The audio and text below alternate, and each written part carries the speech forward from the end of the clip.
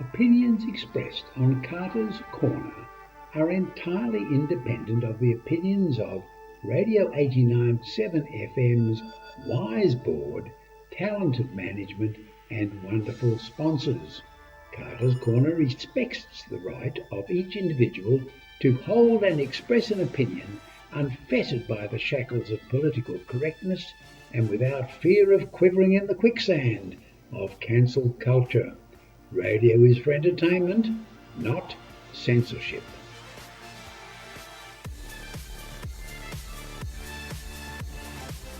All right, we're back on Carter's Corner. The boss is shaking his head, and we are back in the studio with Travis Carter, Aaron Molloy, and live from Canberra, just stepped out of chamber, we have Senator Malcolm Roberts from One Nation. So welcome back to the show, Malcolm.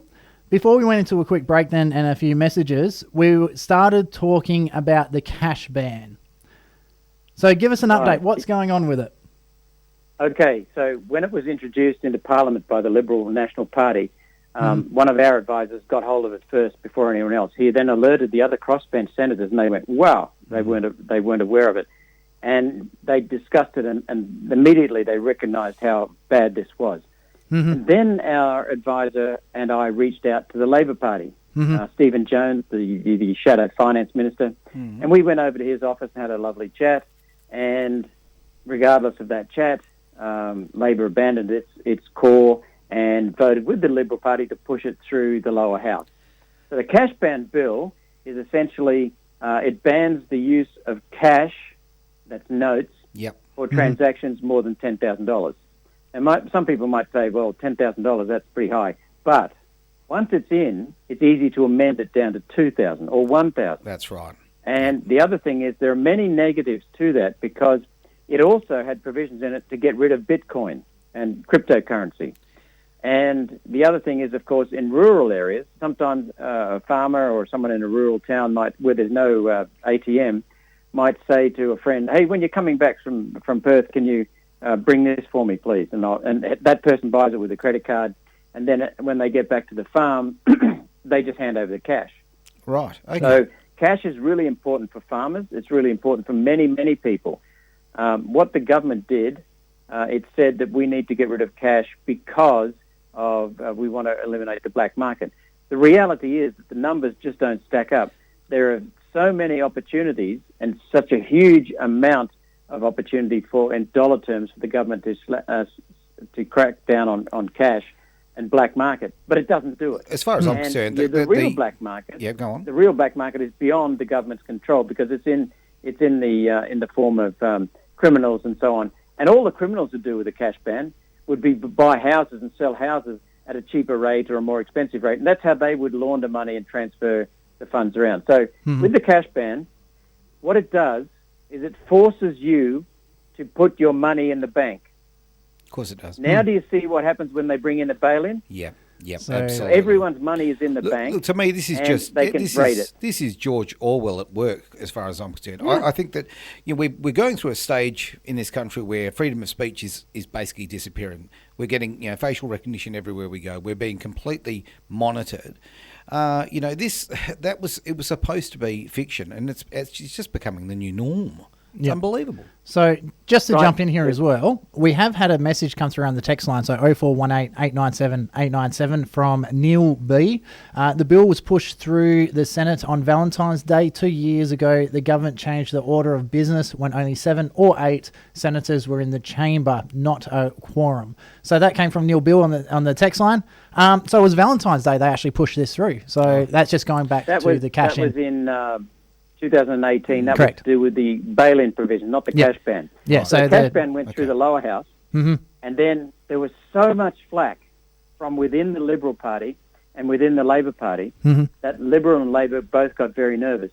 So rather than bring it into the Senate, they consigned it to a committee from the Senate. Now, the Senate committee went through the bill and actually recommended it be passed, even though the feedback in the report on the bill was not positive. They still concluded that it needed to be passed.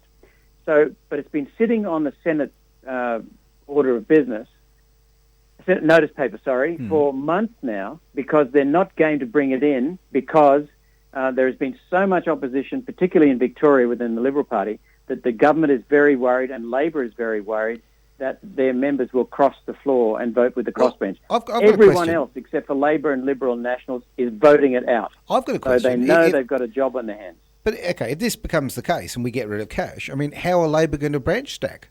Really? I mean, what are we going to do with it? Where are we going to get our Aldi bags? All right, 10 points.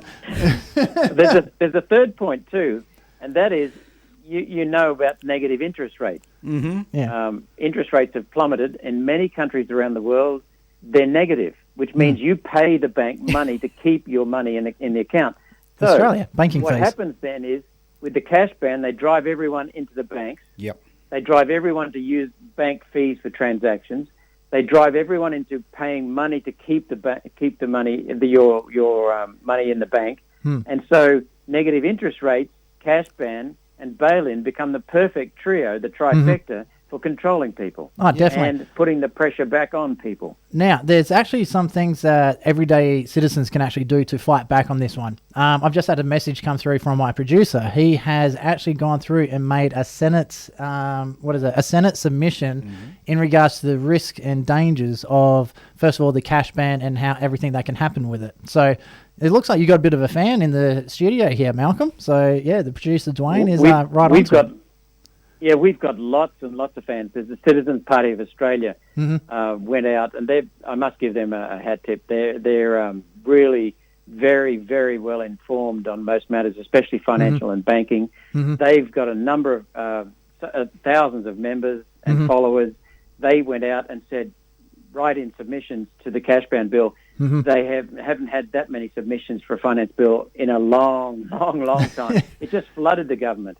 And they peppered the government MPs and the Labor MPs, and then they started to really get worried. And there's a fellow a Liberal Party member in Victoria, Stephen Holland, I think his name was. He organised at one of the branches a real revolt, and that really put the wind up the Liberal Party. So at the moment, the cash ban bill is just sitting on the notice paper, and it's last on the notice paper, so it's way down the list. And we think it may drop off, but on the other hand, we hear from one of the members of Parliament in the lower house that they will bring it through eventually. So it's hard to tell what they'll do at the moment. I'm wondering how much pressure they're getting from the power brokers within the parties of Labor and Liberal to try and push it through and try and paint it in a better image.